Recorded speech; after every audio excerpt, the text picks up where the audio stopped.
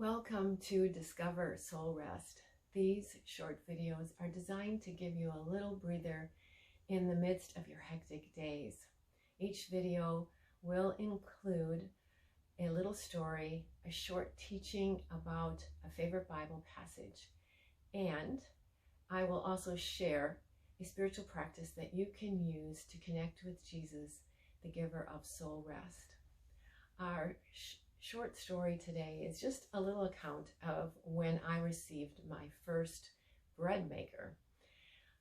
We were a busy homeschooling family, and my husband was trying to help me by getting me a bread maker.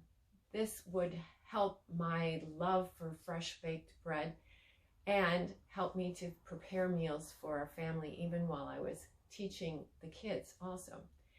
I was a little dubious that this would actually work. Could I really just dump in all the ingredients and come out with a perfect loaf of bread? But one day, while the kids were finishing their math problems, I dumped in flour and water and yeast and all the other ingredients and pressed the button and hoped for the best. When the bread maker beeped, I opened up the machine and I discovered a wonderful loaf of bread. So delicious, in fact, that we finished it in one sitting. Yes, we love fresh bread. Well, I'll tell you a little bit more how that story relates to our Bible verse in a minute. We've been talking about Matthew 11, verses 28 to 29. I'm going to read those verses for you again. Come to me, all who labor and are heavy laden, and I will give you rest. Take my yoke upon you and learn from me, for I am gentle and lowly in heart, and you will find rest for your souls. We have already talked about the word come and how that is an invitation with excitement. Jesus is eager for you to come to him for rest. And we've talked about the words labor and heavy laden, and how in this world, and maybe especially in these difficult times, we feel burdened. And Jesus is speaking to us who do feel burdened.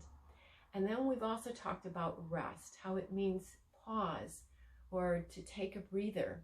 It means to rest.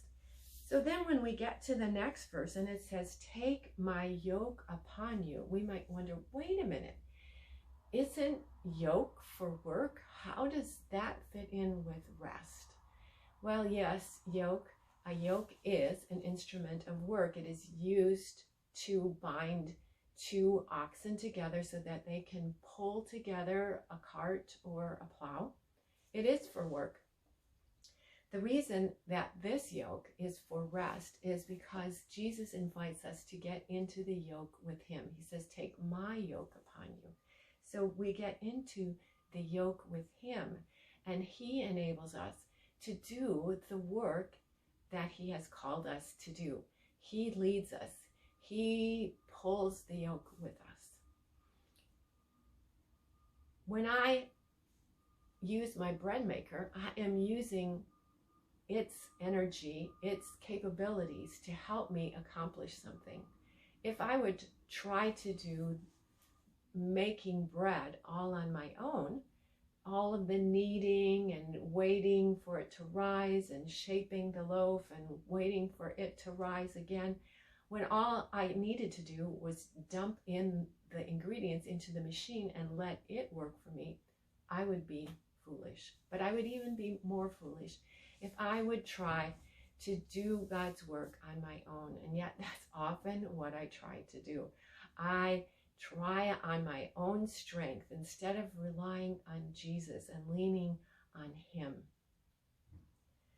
Jesus also said, I am gentle and lowly in heart. Learn from this. Learn from my gentleness and my lowliness. That's how you will find rest for your souls.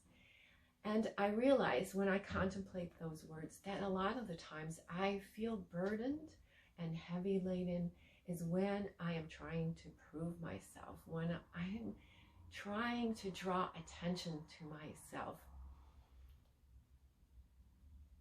Jesus is the one who deserves the glory, and he is the one who is lowly. If I follow in his footsteps and realize I don't have to prove myself because he accepts me as I am, he loves me just as he made me, then I can find rest.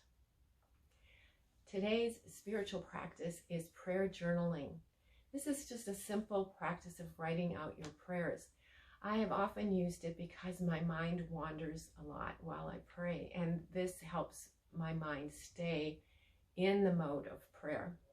I have a little blog post about this practice too, and in it I describe the different ways you can try prayer journaling.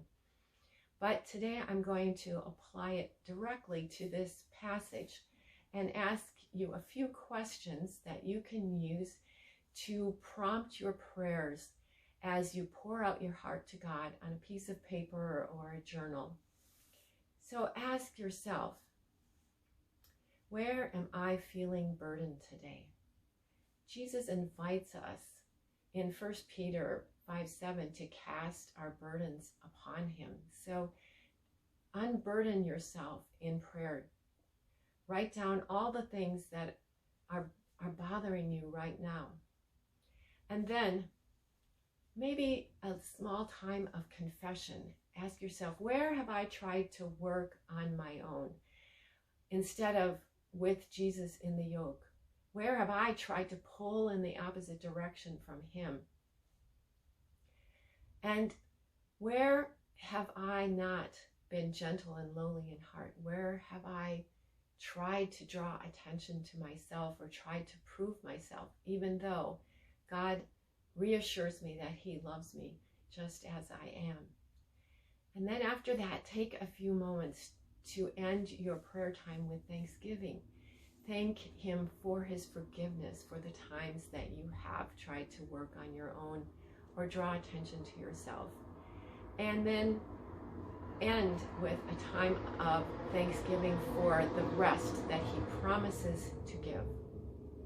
I will put a link to that blog post beneath this video in the description, and I hope that that will also be a source of help for you. If you find this video helpful, please share it so that others can discover soul rest.